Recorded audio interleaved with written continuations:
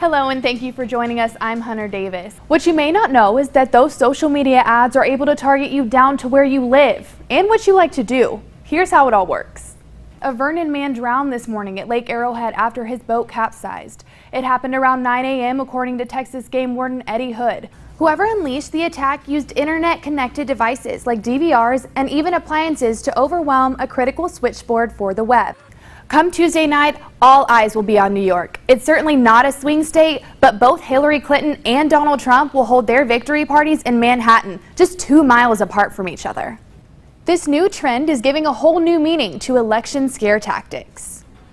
You may recall that under pressure, Mylan Pharmaceuticals recently said it will produce a generic version of the EpiPen for $300 and not $600. It's all about the swing states this weekend for both candidates. Donald Trump visiting as many as 9 battleground states in 3 days, trying to find any path he can to 270 electoral votes. Meanwhile, Hillary Clinton is defending a few of her strongest states, where one win could block Trump and propel her into the White House. NBC reached out to Facebook, who responded that their ad model is standard in the industry and that they've recently made it easier to adjust your ad preferences by going into your settings. Yeah, you guys, that's right. Out here, it's actually been slow for a little while, and that's the first time this whole evening that that's happened. You guys may want to look behind me over here. You can see that the lightning is still pretty intense. These storms are actually expected to continue and pick back up throughout the night. Travel is not advised at this time. The cyber siege is more than an inconvenience. 2 weeks before a presidential election, it's a reminder that the internet that makes our lives easier can also make us more vulnerable. No matter how you decide to decorate your yard for Halloween, the National Retail Federation says Americans will spend $8.4 billion celebrating Halloween. Experts say think twice before you send a tweet or go to Facebook with a rant dripping in anger. And President Obama opened a 2-day visit to Germany today. The president has a tough sell to make for the trade deal known as TTIP. So if the rains taper off, how can you keep the lawn looking great and not blow your budget on watering? Yeah, you guys, as you can see, the score is 0-0 right now at halftime. We're out here at the Midwestern State women's soccer game as they face off against UT Permian Basin.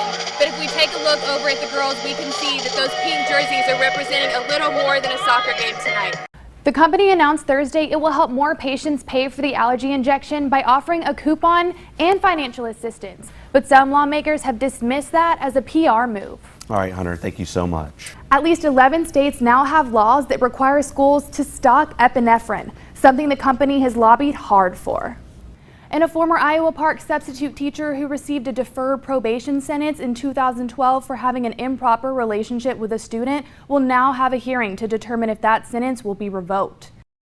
If you had trouble using your favorite internet service Friday, chances are you're among the millions. It seems crazy that a baby monitor or a DVR could topple Amazon or Twitter, right? But that's exactly what's happening here. Caught up in a massive cyber attack that spread to at least 6 countries, people were blocked from using services like Twitter, Netflix, Amazon, PayPal, and more.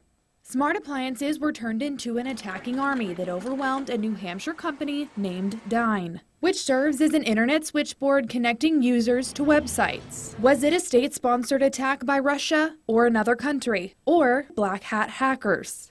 There are a host of adversaries that can launch these types of attacks, and we got to make sure that we have a resilient network that is able to withstand these types of probes.